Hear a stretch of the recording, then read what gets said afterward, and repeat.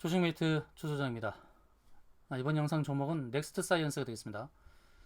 넥스트 사이언스가 전 고점 35,450원에 이제 거의 다가온 상황입니다. 거의 다가온 상황이고, 이 전고점을 넘어서는 것이 굉장히 의미가 있습니다. 신고점을 경신한다는 것은 위로 저항이 없다는 것이기 때문에 고점 경신의 패턴은 굉장히 중요하죠.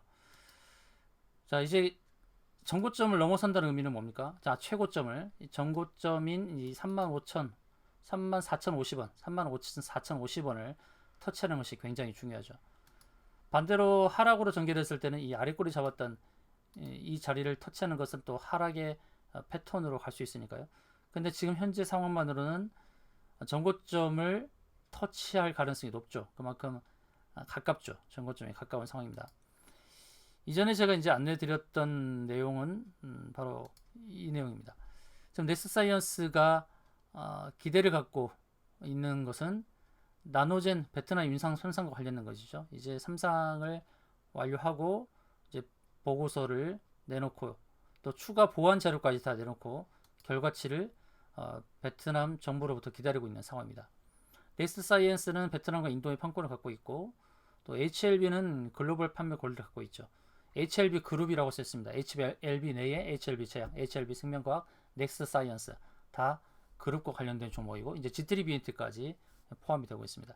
주 수급은 개인과 기법입니다. 개인과 기법. 자, 34,050원 윗꼬리 단 고점 여기를 터치하는 것이 굉장히 중요하다. 확실한 상승 시그널 34,050원 터치를 해야 됩니다. 반대로 아래로 가서 22,800원 부분을 터치하게 되면 또 하락 전환입니다. 현재는 32,000원대 거래가 되기 때문에 34,050원 터치가 더 빠르게 진행될 수 있는 상황이죠. 이 두 개의 기준 자리를 잘 보면서 대응해야 된다라고 제가 이전에 안내 드렸던 거고요. 자, 베트남에서는 이제 나노코박스를 두고 이제 회의 진행을 하고 있습니다. 결과를 초조하게 기다리고 있는 상황이죠. 자, 베트남 윤리위원회와 보건부는 나노코박스에 대해서 이제 논의를 하고 있는데 나노젠이 제출한 자료가 방대해서 이제 세부 검토에서 좀 늦어지고 있다. 이렇게 얘기를 하고 있습니다. 임상 3비상의 이제 중간 보고 등을 종합해서 긴급 사용 승인 여부를 결정하죠. 3비상이 이제 끝나서 중간 보고를 냈고 그리고 긴급 사용 승인 여부를 이 내용을 결과값을 가지고 결정을 하게 됩니다. 자, 추가 서류를 제출한 이후에 또 방대한 서류를 다 제출한 것으로 좀 알려지고 있습니다. 임상 시험 중에 의심 사례가 2건이 있었다고 지금 하죠. 첫 번째 사례는 임상 이상 지원자 560명 중 하나, 현기증, 메스꺼움과 같은 가벼운 증상이 있는 아나필렉시스 양의 반응이 나왔다는 것이죠. 아나필렉시스 양 반응은 아나필렉시스로 진단하기 다소 가벼운 증상을 말한다고 합니다.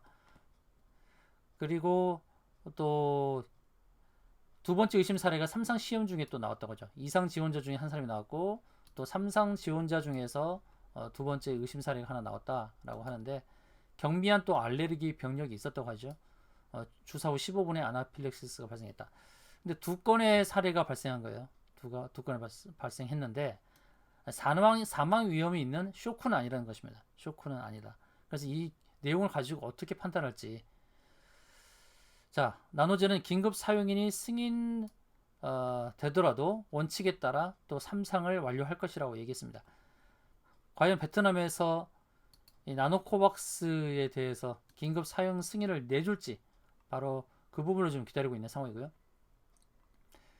그리고 지금 이제 HLB 그룹이 G3BNT를 인수한다는 소식이 전해지고 있는데 G3BNT는 여러 가지 장점이 있습니다. 여러 파이프라인이 있는데 이 부분을 한번 기억을 해보세요. 백신 유통 전문 기업 YS팜을 G3BNT가 합병을 하고 백신 전용 콜드체인 시설 완비해서 아스트라제네카, 얀센, 화이자 백신 등을 전국으로 유통하고 있다는 것이죠. 바로 이 부분을 또 기대해 볼 수 있죠. G3BNT를 인수해서 G3BNT가 진행하고 있는 바이오 사업과의 시너지를 노리고 있는 그런 흐름이다 라고 보시면 되겠습니다.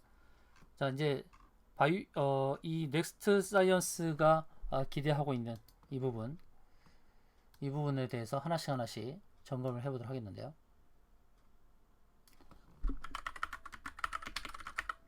넥스트 사이언스가 제일 기대하는 게 무엇입니까? 제일 기대하는 것은 이제 나노젠이죠. 나노젠의 임상 3상 2비상의 결과를 가지고 백신 임상 3 비상 중간 보고서의 긴급 사용 승인 여부죠. 긴급 사용 승인 여부인데 현재는 베트남 보건부에서 이제 결정을 해야 되니까요. 베트남 보건부에서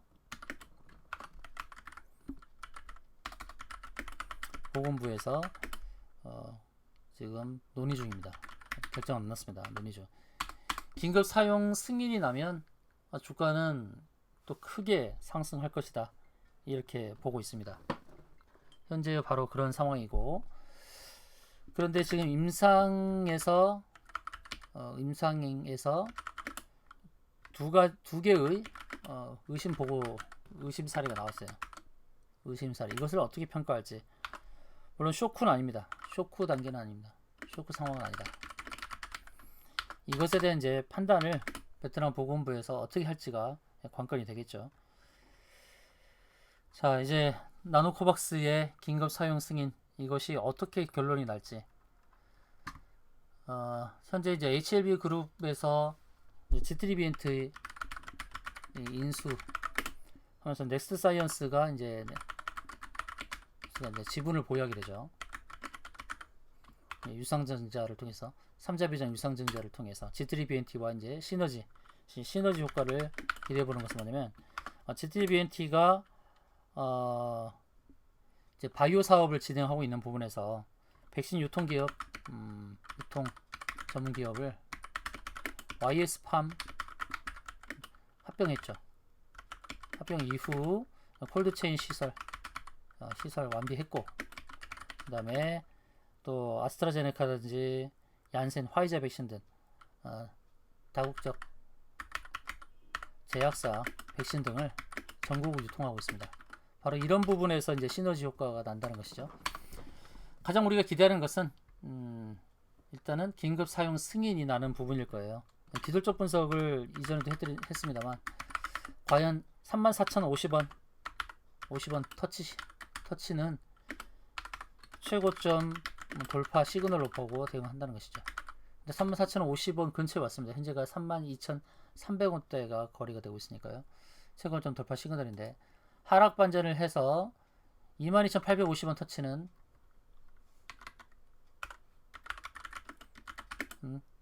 이제 하락 시그널로 사파 조정파를 완성하는 그림이죠. 자, 34,050원 터치는 뭐냐면 이제 저거는 외바닥으로 돌리는 거죠. 외바닥 하락 딛고 상승 5파를 완성하는 그림입니다. 두 가지 모두 다 전고점을 돌파한다는 관점이에요. 최고점 35,450원을 돌파한다는 관점이에요. 왜 그러냐면 상승 파동의 흐름을 제가 잘 봐야 된다고 말씀드렸듯이 상승 파동이 크게 나왔어요. 상승 파동이 크게 나왔고, 그리고 4월 30일자의 고가가 22,750원이고 8월 18일자의 저가가 22,850원입니다. 22,850원, 22,750원. 100원 차입니다. 100원 차이. 100원 차이인데 여기서 왜 22,750원을 안 갔는지가 중요합니다. 이것은 이 자리를 안 갔다는 것은 바로 상승으로 해서 오파를 만들 수도 있다는 시그널로 보여지고요. 만약에 하락 반전을 하게 되면 22,800원만 터치해도 되고, 아니면 22,750원을 건드리게 되면 좀 하락이 깊어질 수 있다는 뜻입니다. 왜냐하면 여기는 상승 파동 가운데서의 고점이잖아요. 이게 상승파의 세 번째 파동이고, 이게 첫 번째 파동이라 했을 때 첫 번째 고점을 건드리면 안 되는 것입니다. 그러면 1, 2, 3, 4파동이 나오면서 여기를 건드리게 되면 5파동이 상승 파동이 나오더라도 짧게 상승으로 마무리되고 주가는 무너질 가능성이 높아요. 여기서 이렇게 상승 파동이 나온 다음에 무너질 가능성이 굉장히 높다는 것이에요. 그래서 가급적이면 22,800원 아래로 하회하지 않는 것이 굉장히 중요하죠. 앞으로의 주가의 흐름이 굉장히 중요합니다. 차라리 전고점을 돌파해서 상승 패턴을 계속 이어가는 것이 중요해요. 주봉에서 보게 되면 큰 차이가 없습니다. 그냥 5주선을 회복해서 계속 상승을 이어가는 패턴이에요. 그래서 넥스트사이언스가 앞으로 주가 상승을 계속 이어가려면 4,050원을 터치하고 최고점 35,450원을 가겠다는 의지를 보여줘야 됩니다. 여기서 하락으로 전개돼서 이전에 첫 번째 파동의 고점인 22,750원을 건드리게 되면 상승도 짧아질 수밖에 없습니다. 바로 이런 부분을 고려하면서 대응을 해야 됩니다. 자, 이제 넥스트사이언스가 전고점을 돌파할 수 있는 그런 흐름이 왔는데 22,850원 터치하고 하락 시그널 4파 조정파를 완성한 다음에 완성하는데 중요한 것은 22,750원을 터치했을 때 이것은 하락 쐐기형 파동이에요. 쐐기형 파동이 나와서 고점 돌파해도 이 쐐기형 파동시는 고점 돌파해도 또 크게 무너질 수 있어요. 급락 가능해요. 쐐기형 파동이 나와버리면. 그래서 22,750원을 터치하지 않는 것이 굉장히 중요합니다. 앞으로 흐름에서 34,050원을 빨리 터치하는 것이 중요해요. 34,050원을 터치해서 외바닥 하락 딛고 상승 5파를 완성하는 그림으로 가는 게 중요하죠. 자, 두 가지의 패턴, 모든 두 가지 패턴까지 패턴 모두 전고점을 넘는 시나리오입니다. 이래저래 두 가지 모두 전고점 넘는 시나리오인데 어떤 형태로 가는가에 따라서 고점을 계속 높여가는지 두 가지 패턴에 따라서 고점이 더 높아지는지 아니면 짧게 상승을 마무리하는지가 결정된다는 것입니다. 두 가지 패턴에 따라서. 자, 두 가지 패턴에 따라서 여러분 이제 각 두 가지 경우의 수에 따른 각각의 대응이 필요하죠. 그래서 목표가는 좀 달라질 수 있어요. 목표가는 달라질 수 있다. 두 가지 경우의 수에 따른 각각의 대응을 잘 하셔야겠죠. 자, 넥사 문자 주시고요. 각각의 대응법 알려드리겠습니다. 각각의 대응법 알려드릴 테니까요. 경우의 수에 따라서 각각의 대응법에 따른 목표가 받으시기 바랍니다. 테이핑. 각각의 대응법 알려드리겠습니다. 자, 목표가는 달라질 수 있지만 그렇지만 각각의 경우에 따라서 우리가 대응을 잘 해야 될 것입니다. 자, 부담없이 넥사 문자 주시기 바랍니다.